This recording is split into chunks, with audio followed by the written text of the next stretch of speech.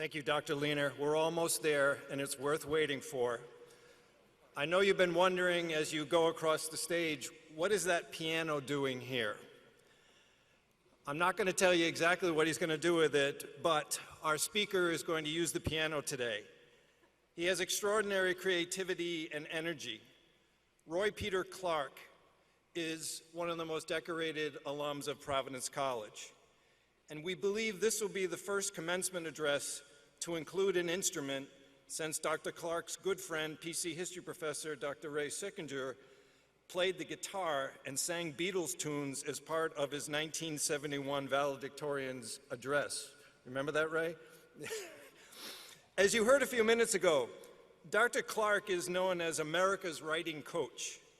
He recently retired as senior scholar from the Poynter Institute for Media Studies, a school in Florida dedicated to making journalism better.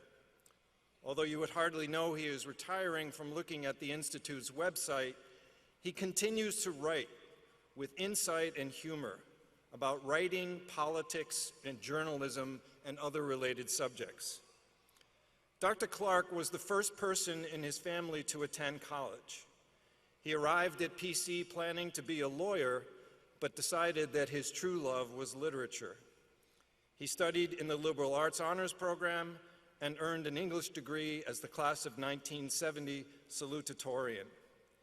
He then became an academic, joining the English faculty at Auburn before transitioning to journalism as the writing coach at the St. Petersburg Times, leading then to his work at Poynter. He has had a career of influence and impact, and I'm certain that his message today will stay with each of us for a long time to come. So please welcome a Providence College treasure, a member of the 1966 Albertson, New York garage band T.S. and the Elliots, Dr. Roy Peter Clark.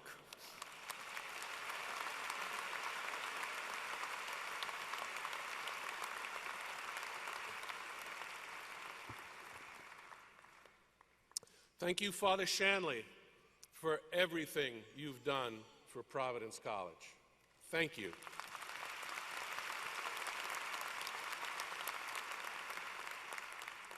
Father, we know you can't be president of PC forever, so we have an idea. We think that somewhere down the line, you should consider running for president of the United States. And we think that you should pick the great Doris Burke as your running mate, a Providence College ticket. You have all the qualifications, you know how to raise money, you play golf, no one has seen your tax returns. I mean, come on, why not? Thank you, Providence College, for this honor, which I treasure more than a Pulitzer Prize. And thank you, class of 2017. It's my turn to honor all of you. I heard a rumor, and I'm not making this up, that I was not the first choice for speaker. It turns out that the college checked on the status of Lin-Manuel Miranda, the genius who created the musical Hamilton. Unfortunately, he's working with Disney on a remake of Mary Poppins. It was unavailable. I am cool with this. My brother Vincent Clark, class of 1974, is sitting right over there. He's one of Washington, D.C.'s most distinguished actors. At this moment, he's very jealous because his big brother, who has never even been in a play, stands before you right here, right now, as the understudy for the Hamilton guy.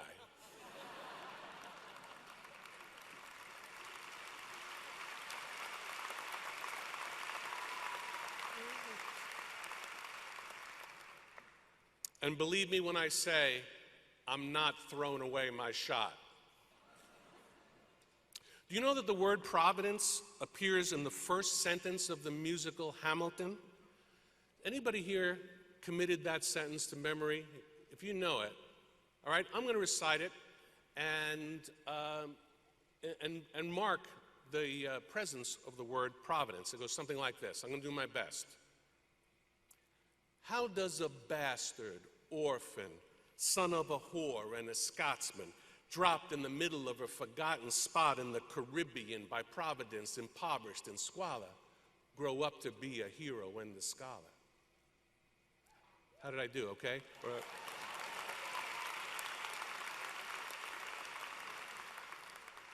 The $10, no, I won't go the rest of it, okay? I love the name Providence, and I love the initials PC. I wanted to go to Princeton University, but I didn't get in. If I'd gone to Princeton, I would have graduated from PU. Not very pleasant initials. Instead, I got to graduate from PC. Aren't you glad you're graduating from Providence and not Brown?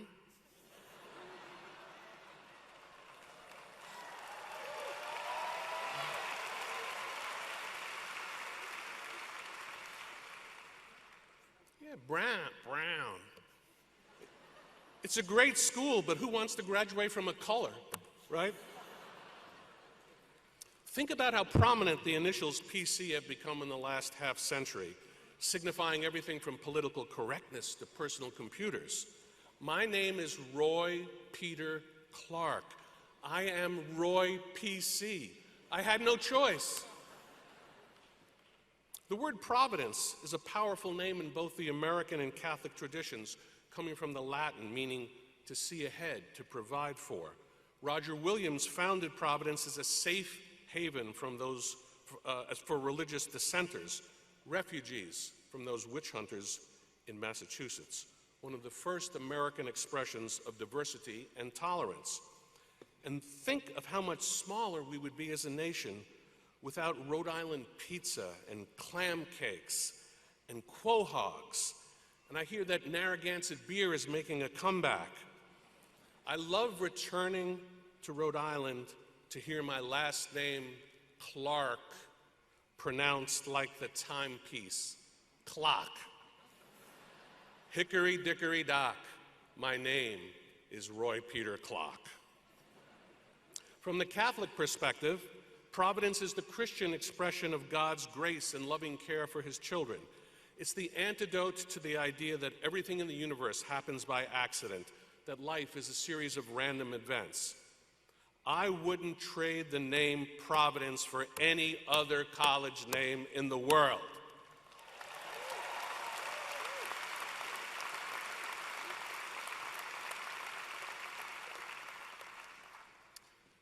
Ball State comes in second. I don't know why. I just think it's a cool name. Thank you very much. I attended Providence College from 1966 to 70, a pivotal moment in the history of the country and the college. What an amazing time. The war raged in Vietnam, thousands dying in the jungles of Southeast Asia, and we were subject to the military draft. The civil rights struggle was transforming America. Human beings first set foot on the moon. Robert Kennedy and Dr. Martin Luther King were assassinated. And during the Democratic National Convention in 1968, police and protesters rioted in the streets of Chicago. Richard Nixon was elected president. 1 month before our graduation in 1970, 4 students in Ohio were shot and killed by members of the National Guard on the Kent State University campus. In anticipation of student strikes, many colleges ended the school year abruptly. In the 100-year history of Providence College, only one class did not complete its full 4 years. Ours, the class of 1970. We were so conflicted about Providence College. We loved the college, but because we loved it, we fought hard to make it better. And I know you have too. Cheers to you for fighting for social justice, for diversity, for inclusion, for tolerance, for openness, for not being afraid to challenge accepted wisdom. I think you woke up the college, and I do mean woke. It's a student's responsibility to make a little trouble, as long as it is, in the words of the great civil rights leader John Lewis, good trouble. That's what we did. By the time we departed PC in 1970, strict social rules had been relaxed, the corporation running the college was reformed, the curriculum was modernized, and most important, the doors of the college were opened to women.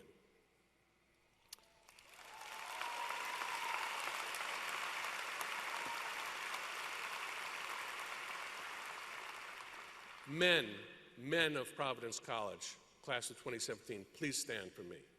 Men.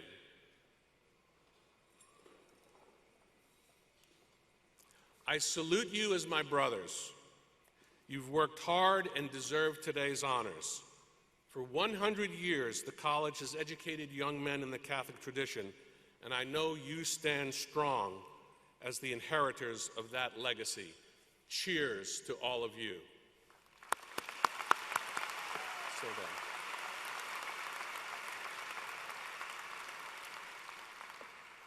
As the father of 3 daughters, I cannot tell you how gratifying it is to see the great women of Providence College here today. My sisters, please stand.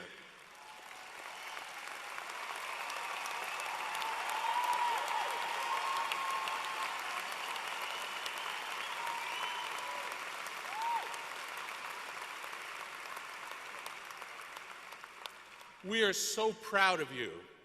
I want you to know that during my last semester at PC, I debated in public a member of the college administration. He argued against coeducation because he said, quote, "Women lack the intellectual rigor of men." I have a good memory, and I like to keep score. So what a pleasure it is for me to look out on the class of 2017 and declare in a strong voice in front of these magnificent women that I was right and he was so wrong.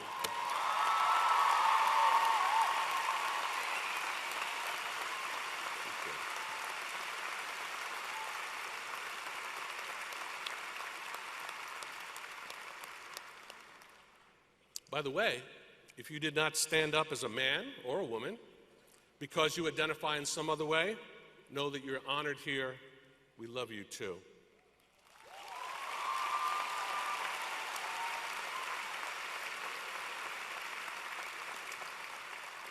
We had fun at Providence College. I played the keyboard in Rhode Island's hottest rock band, Tuesday's Children. We played the music of the day, Hendrix, The Doors, The Rascals, The Beatles, The Stones, all now in the Rock and Roll Hall of Fame. I know you have great music of your generation, but for just a moment, let me be the ghost of Providence College past and play for you one of my favorite party songs. This is a party after all. If you know the words, please sing along because I need your help. Let's see how this goes. This is the biggest gig I've ever played.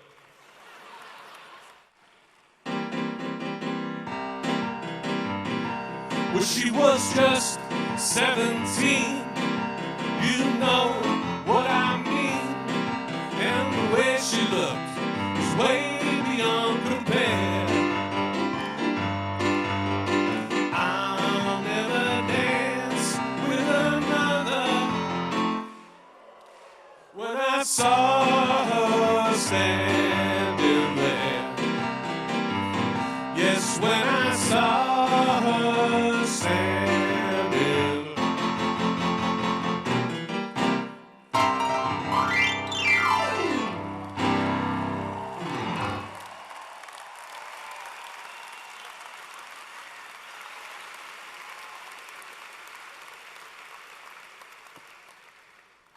Before you step out of the doors of the Dunk into the waiting arms of your loved ones, let me just share one idea with you, something I've only realized lately as I reached my 69th birthday. If you think of your life as the evening sky, you look up now and see individual stars representing the key moments of your existence so far. I promise you that one night, sometime in the future, you'll look up and see not just a bunch of stars, but a constellation, a narrative with a broader scope and a deeper meaning. I was the first member of a big Italian Jewish immigrant family from New York City to attend college. Out of high school, I did not want to attend Providence College. I had my eyes on the Ivy League.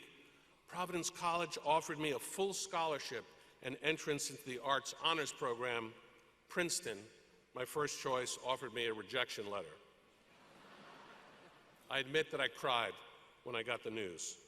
I graduated from PC in 1970 as salutatorian, class orator, and the first student in the school's then 50 years history nominated for a Rhodes Scholarship. I wanted to go to Oxford. I was a finalist, but I did not win. I wanted to go to Harvard or Yale for graduate school, but I didn't get in. I wound up back on Long Island. Long Island in the house at all? We're the rowdy ones, I'm telling you about. I wound up at Stony Brook. It was 1974, and I had a new PhD. I wanted to teach at a good college in the Northeast. I wound up at a branch campus of a public college set in a cotton field in Montgomery, Alabama, the only job offer I received. I wanted to work in a big news media capital and wound up teaching at a storefront journalism school in the then sleepy Gulf Coast town of St. Petersburg, Florida. I taught writing there for 40 years. I didn't just make a living, I made a mark. I wound up living and working in 4 places I did not want to be. I've learned a powerful lesson from these experiences. Do not be afraid. Remember my story if it helps you. It turns out that I was never, ever accepted to the place I thought I wanted to be. But in retrospect, I always wound up at the place I needed to be. Only looking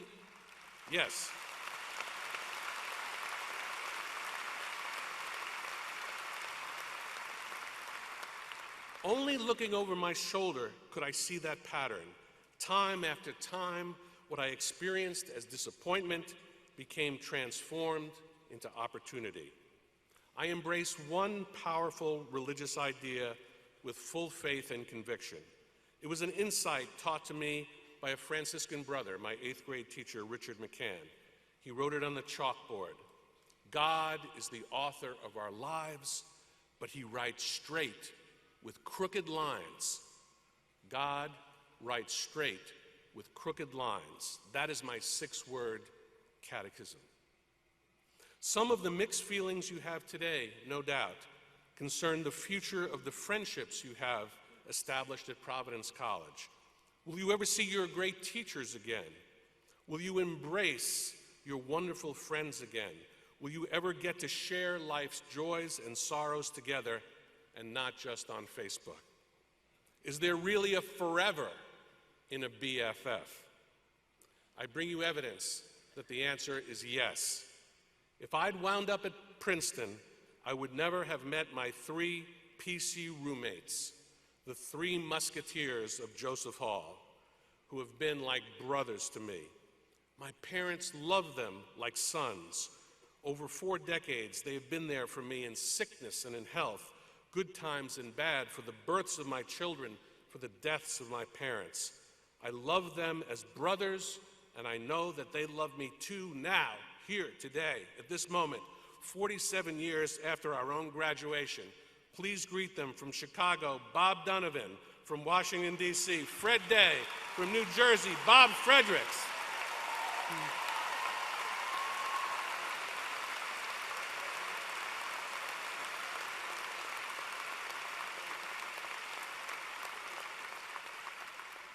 May you all carry your PC friendships and your relations with your great teachers with you through the rest of your days.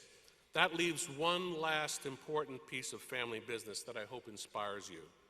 In 1970, on any given day, there may have been 2,000 guys, students, teachers, Dominicans, strolling across the campus. There were no women students yet, no women teachers.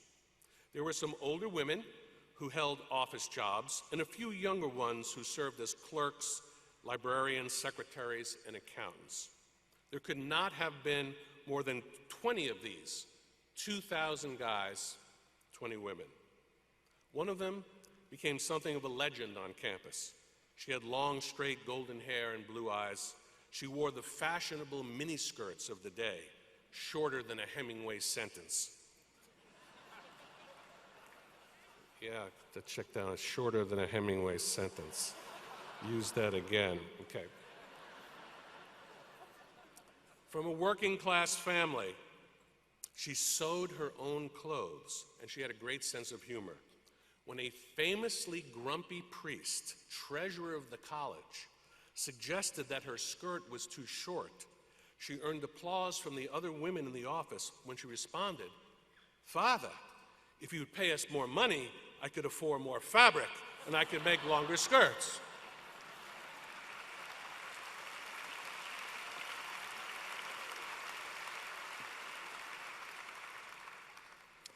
This young woman worked in the Alumni Development Office, and I was fortunate enough to have a student job in that same place.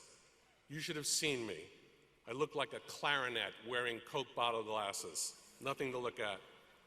But I wrote this woman a clever note, and she accepted my invitation for a date. Sometimes it helps to be an English major. We were married the year after graduation in Guzman Chapel, Father John Cunningham presiding.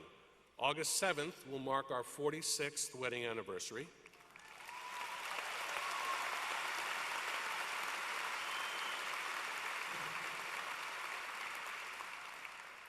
If I'd gone to Princeton, there would not be these three amazing and spectacularly complicated young women, Allison, Emily, Lauren, who are our daughters.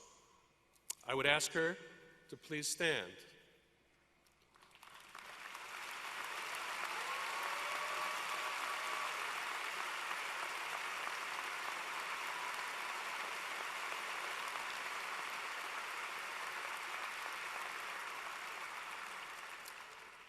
No, remain standing, please. Karen Lorraine Major Clark, whereas you have been a loyal partner, whereas you have been a wonderful mother to our three daughters, whereas you've been pretty damn hot in the romance department, whereas you have not only survived breast cancer but kicked its ass,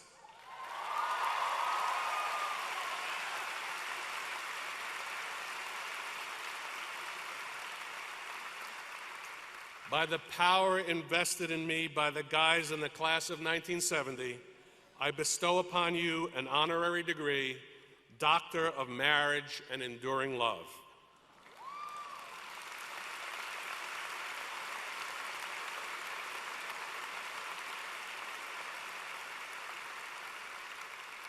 Class of 2017, I want you to believe in the possibility of enduring love.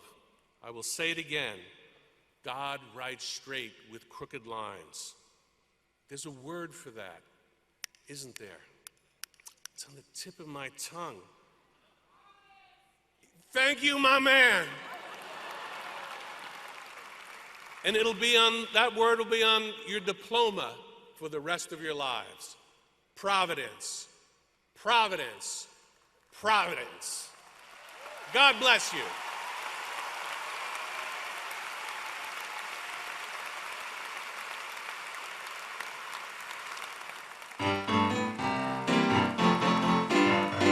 Shake it up, baby. Twist and shout. Come on, come on, come on, come on, baby. Come on and work it on out. You know you look so good. You know you look so fine. Come on and twist it up closer. And let me know that you're mine. All right, everybody, now this is going to be the big finish. We're going to send you out to the dunk dancing. Join with me. Here we go. Ready? Here we go. I said,